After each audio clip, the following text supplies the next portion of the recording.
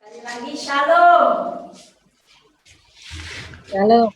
Selamat malam Bapak dan Halo. Ibu yang terkasih di dalam Tuhan Yesus Kristus. Puji Tuhan kita dapat berkumpul kembali dalam ibadah pada malam hari ini untuk memuji dan memuliakan nama Tuhan dan mendengarkan firman Tuhan pada malam hari ini. Apa kabar hari ini? Ya, saudara. Sekali lagi apa kabarnya hari ini? Luar biasa. Luar biasa. Biasa. Ya, puji Tuhan. Sehat semuanya, Sukacita. penuh semangat. Semuanya karena kemurahan Tuhan dan semua karena kebaikannya, sehingga kita semua diberikan kesehatan yang baik, sehingga kita boleh menerima kabar sukacita pada malam hari ini.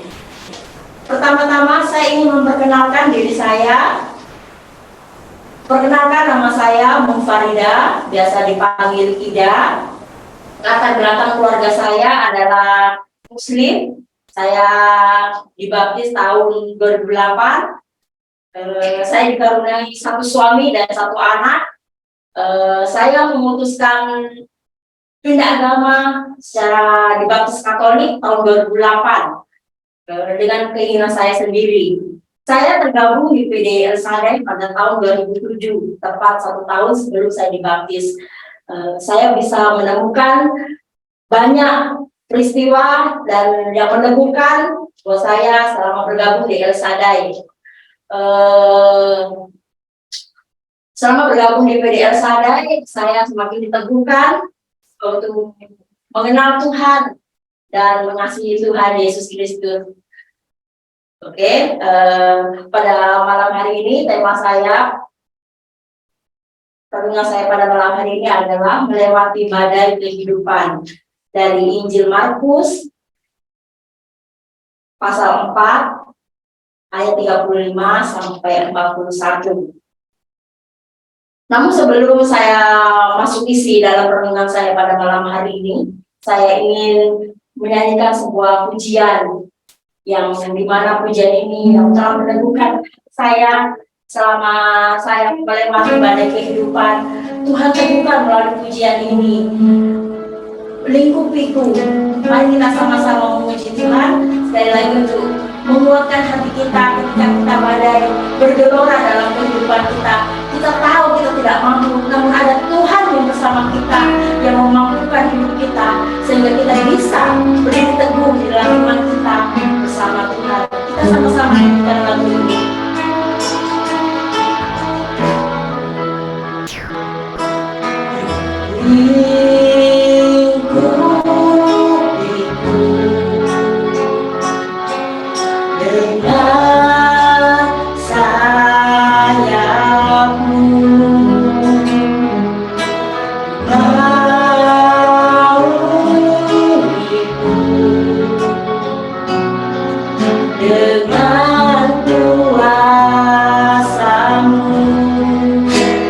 Di saat badai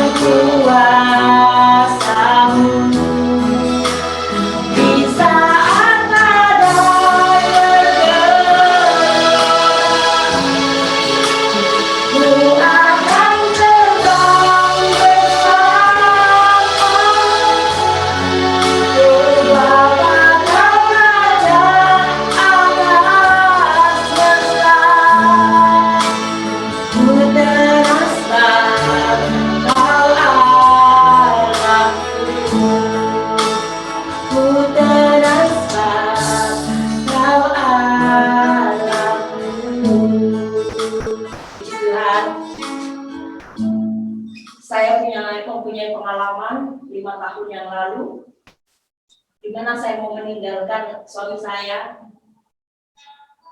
ada konflik yang tidak bisa diselesaikan, keterpurukan ekonomi membuat saya ingin lari dari kenyataan, membuat saya tidak bisa berdiri di dalam iman saya kepada Tuhan. Saya mencoba bersabar, namun kenyataannya tidak sesuai dengan harapan saya. Waktu itu saya mau meninggalkan pelayanan saya mau meninggalkan suami saya, bahkan saya mau pergi dari semuanya yang saya hadapi. Ternyata kenyataannya bukan penyelesaiannya yang itu yang masalahnya yang terjadi. Saya semakin jauh dari Tuhan, saya semakin meninggalkan Tuhan, saya kecewa sama Tuhan, saya marah dengan Tuhan. Kenapa Tuhan? Saya sudah melakukan apa yang Kau mau, tapi kenapa bisa terjadi dalam hidup saya? Itu saya kurang dewasa dalam iman saya. Tapi hari ini saya mau menyaksikan bagaimana Tuhan dalam hidup saya bisa berdiri teguh dalam iman saya sampai hari ini. Berdiri saat ini bukan karena kuasa saya, melainkan Tuhan yang berdiri teguh, berdiri di samping saya, ada dalam diri saya, yang menguatkan saya, sehingga saya bisa menyaksikan betapa Dia baik, betapa Dia Raja atas segala semesta dalam kehidupan kita. Beri kemuliaan bagi Tuhan Yesus. Pada malam hari ini, Injil yang saya bawakan, Markus 4, ayat 35 sampai 41. Kita baca Injilnya. Saya persilakan Ibu Liliana membacakan Injil Markus 4, 35 sampai 41. Silakan Ibu Liliana. Baik, terima kasih Ibu Ida. Angin ribut diredakan. Pada hari itu, waktu hari sudah petang, Yesus berkata kepada mereka, "Marilah kita bertolak ke seberang." Mereka meninggalkan orang banyak itu lalu bertolak dan membawa Yesus beserta dengan mereka dalam perahu, di mana Yesus telah duduk dalam perahu lain juga menyertai Dia. Lalu mengamuklah taufan yang sangat dahsyat dan ombak menyembur masuk ke dalam perahu, sehingga perahu itu mulai penuh dengan air. Pada waktu itu, Yesus sedang tidur di buritan di sebuah tilam, maka murid-muridnya membangunkan Dia dan berkata kepadanya, "Guru, Engkau tidak peduli kalau kita binasa?" Ia pun bangun, menghardik angin itu dan berkata kepada danau itu, "Diam, tenanglah." Lalu angin itu reda dan danau itu menjadi teduh sekali. Lalu ia berkata kepada mereka menjadi sangat takut dan berkata seorang kepada yang lain, "Siapa gerangan orang ini sehingga angin dan danau pun taat kepadanya?"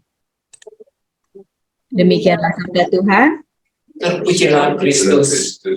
Injil pada malam hari ini berbicara bagaimana Yesus mendatangkan mukjizat dan menolong para muridnya yang sedang dalam ketakutan, kepanikan, kecemasan ketika menghadapi badai. Pada saat itu, Yesus tertidur, lalu murid-muridnya membangunkan apa yang terjadi. Yesus melakukan kehendaknya, memberikan pertolongannya yang di luar akal nalar pikiran manusia. Tuhan Yesus nyatakan kuasanya sangat dasar dan luar biasa. Ketakutan yang berlebihan bisa membuat kita tidak percaya kepada Tuhan. Fokus pada masalah membuat kita semakin fokus kepada hal-hal yang tidak berguna dalam hidup kita.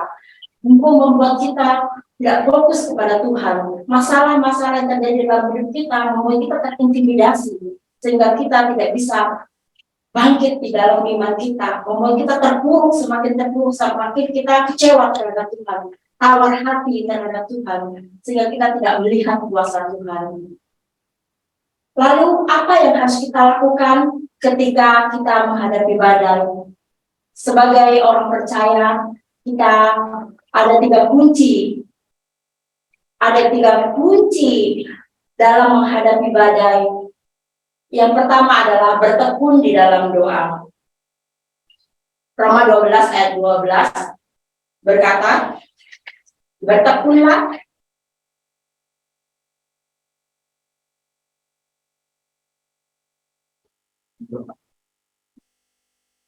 Bersukacitalah dalam pengharapan, sabarlah dalam kesesakan, dan bertekunlah dalam doa. Bertekun dalam doa ini, waktu saya mengalami pandemi, waktu musim corona, saya dengan suami saya memutuskan untuk berdoa, bertekun dalam doa. Tadinya saya dengan suami saya itu menganggap doa itu sebagai rutinitas saja, hanya sebagai kewajiban. Namun ketika kita mengalami terpaan badai dalam hidup saya dan suami saya memutuskan dan suami saya untuk bertekun dalam doa, mulai taat dan setia dalam doa. Kami berdoa setiap pagi sebelum melakukan aktivitas.